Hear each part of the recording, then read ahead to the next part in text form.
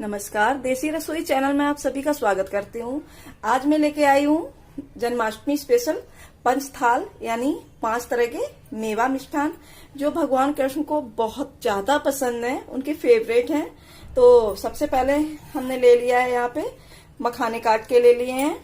ये हमने आधी कटोरी मखाने लिए हैं और हमने ये कुछ काजू काट के रख लिए हैं, कुछ बादाम काट के रख लिए हैं और किशमिश ले लिए, पिस्ता ले लिए हैं, चिरौंजी ले लिए, गरी ले लिए। ये 7 तरह के फ्रूट ले लिए हमने, ड्राई फ्रूट्स ले लिए हैं। 1 कटोरी हमने मूंगफली के दाने, 2 चम्मच हमने ले लिए खरबूजे के बीज, तो 1 कटोरी ले लिए हमने चीनी, 1 कटोरी हमने ले लिया है दही और इसी में मिक्स कर लिया थोड़ा सा दूध। तो इसका हम बनाएंगे चरणामृत यानी पंचामृत भी इसको बोलते हैं। तो ये हमने 2 चम्मच भर के हमने ये ले लिए हैं मखाने, बारीक कटी हुई ले लिए गरी, तो इसमें हमने मिक्स कर दीजिए। इसमें हमने पिसी चीनी भी ले ली है, यहाँ मुझे इसकी जरूरत पड़ेगी। तो 2 चम्मच हम इसी चरणामृत में डाल देंगे। जो आप देख रहे हैं ये मैंने काजू और बादाम कुछ बारीक से काट रखे हैं, वो इसी में पड़ने वाले हैं और ये साथ में पिस्ता भी है। तो थोड़े से ये तीनों चीजें थोड़ी थोड़ी हम इस चरणामृत में मिलाएंगे। ये हमने तीनों चीजें ले ली हैं, इनको भी मिक्स कर देंगे। आधी चम्मच हमने ले लिए चिरौंजी, इसको भी मिला देंगे। इसमें आपके पास जितने भी ड्राई फ्रूट्स हैं, ये नहीं कि बहुत ज्यादा हो या बहुत कम हो, कोई प्रॉब्लम नहीं। आपके पास जितने भी हैं और जो भी हैं वो मिक्स कीजिए। अच्छे से हम कर लेंगे मिक्स। तो भगवान का जो सबसे पहला हमने भोग बनाया है वो चरण अमृत, जो कि भगवान को बेहद पसंद है। कृष्ण भगवान को, विष्णु भगवान को बहुत ज्यादा पसंद है। तो ये हमारा चरण अमृत बन गया है। अब जो दूसरा भगवान को भोग जो पसंद है बहुत ज्यादा, मतलब सबसे ज्यादा जो उनका फेवरेट है, वो हम बनाएंगे। ये मैंने मलाई ले ली है, 1.5 चम्मच मलाई ले ली है, 2 चम्मच ले लिया है दूध। इसको हम बराबर लगातार चलाते रहेंगे। इससे हमें बनाना है मक्खन। जो एक माखन आप जानते हो भगवान को बहुत पसंद है, उनका नाम भी इसी लिए पड़ा है माखन चोर। तो हम इसको यूं ही लगातार, और ध्यान रहे ये ठंडा हो, बहुत ठंडा यानी फ्रिज का रखा हुआ, तभी मक्खन बनेगा। तो हमने ये ठंडा ले लिया है। अब इसको हम लगातार चलाते हुए माखन बना लेंगे। आप देख पा रहे होंगे मक्खन बनना शुरू हो गया है। ये देखो मक्खन बन चुका है और दूध निकल गया है। तो चलिए दूसरा भोग भी तैयार हो गया है और तीसरा भोग भी तैयार हो गया है। तैयार क्या, ये तो सभी के घर में मिल जाएगी। ये है मिश्री, जो कि भगवान को बहुत ज्यादा पसंद है। मिश्री, माखन मिश्री। एक कढ़ाई रख दी है गैस पे और डाल दिए मूंगफली के दाने। इनको हमें बिना घी के बिल्कुल मीडियम आंच पे हमें इन्हें भूनने हैं। और गरी जो है आप इसी तरह काटें, क्योंकि इसका फ्लेवर बहुत अच्छा आएगा। एक और भोग बनाऊंगी तो इनको यूं लगातार चलाते हुए भून लेना है। तो ये मूंगफली के दाने भून चुके हैं और इनको हम किसी प्लेट में निकाल लेंगे ठंडा होने के लिए। तो ये उसी कढ़ाई में हमने थोड़ा सा घी डाल दिया है। तो सबसे पहले हम हल्का सा, बहुत ज्यादा नहीं, हल्का सा नारियल भूनेंगे।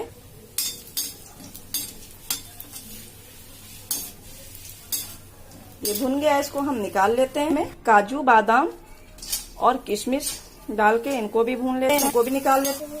पिस्ता और चिरौंजी हम नहीं भूनेंगे, इसी में मखाने डाल के भी भून ले रहे हैं। सिर्फ 2 चीजें छोड़नी है, पिस्ता और चिरौंजी। खाने सबसे लास्ट में ही भूने, क्योंकि ये बहुत जल्दी जो भी घी होता है वो सब अपने अंदर सोख लेते हैं। तो इसलिए सबसे लास्ट में मखाने ही भूने। ये भी भून गए, इनको भी निकाल ले रहे हैं। इसी गरम कढ़ाई में हम डाल देंगे खरबूज के बीज। ये भी थोड़ा सा चटक जाए। देखो चटक रहे हैं, आप सुन पा रहे होंगे कितने अच्छे चटक गए हैं। अब इसी समय हम निकाल लेते हैं इनको भी। अब इसी कढ़ाई में हम थोड़ा सा घी और ऐड करेंगे। 1 चम्मच खाने वाली जो इससे हम खाना खाते हैं, घी हमने डाल दिया है और घी पिघल गया है। अब ये हमने लिया है 1 कटोरी, पूरा भरा नहीं है, आप देख सकते हैं, गेहूं का आटा। तो इसको भी हम अच्छे से भून लेते हैं इसी घी में। और गेहूं के आटे को हमने छान के ले लिया था, तो आप गेहूं के आटे को छान के ले लें। और इसकी बनेगी पंजीरी, तो इसको भी भून लेते हैं बढ़िया से। ये देखो सफेद आटे से हल्का गुलाबी हो गया है और इसको हम बिल्कुल लो गैस रखेंगे, हाई फ्लेम पे हमें बिल्कुल नहीं इसको भूनना है। और इसको थोड़ा सा और 1 मिनट के लिए और हम भूनेंगे और पंजीरी भी तैयार हो गई है। तो बढ़िया कलर आ गया है हमारी पंजीरी में।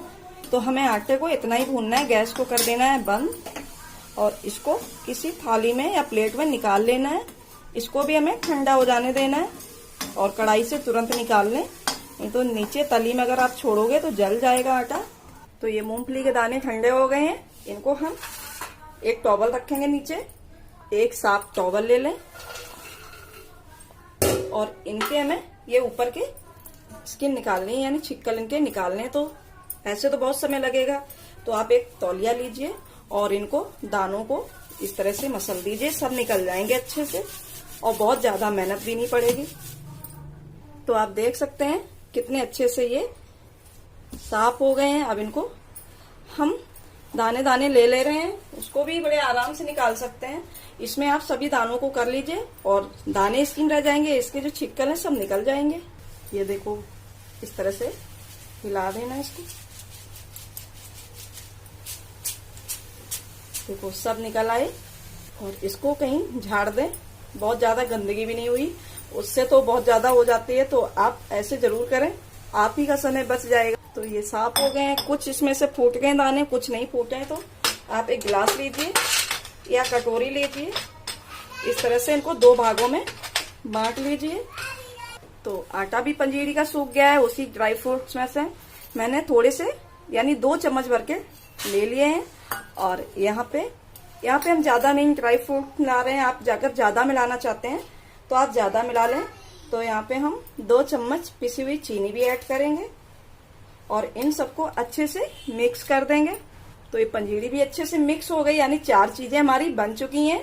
अब एक चीज और रह गई है, तो इसी कटोरी में वापस इसको हम भर लेते हैं। और ये पंजीरी भी तैयार हो गई है, इसको भी साइड में रख लेते। तो जितने हमने ड्राई फ्रूट्स भुने थे वो इस प्लेट में मुझे कर लेने हैं सबको। खरबूज के बीज भी ये देखो कितने अच्छे फूल गए हैं भूनने से। और इस थाली को हम धोएंगे नहीं, क्योंकि इसमें हमने फ्रूट जो है ड्राई फ्रूट भून के रखे, तो इसमें घी लगा है, इसका अभी मुझे काम पड़ेगा। तो इसको एक साइड में रख दें और मूंगफली के दाने भी इसी प्लेट में मिक्स कर लें। तो ये एक प्लेट भर के हो गए ड्राई फ्रूट्स।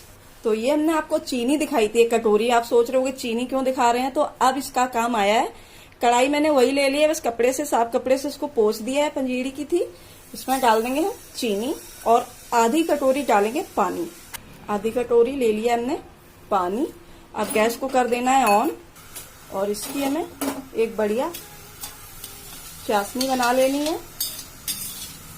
आपको ज्यादा बनानी है तो आप ज्यादा चीनी ले लीजिए और ज्यादा मावे ले लीजिए। जो ये ड्राई फ्रूट्स हैं ज्यादा भी बना सकते हैं।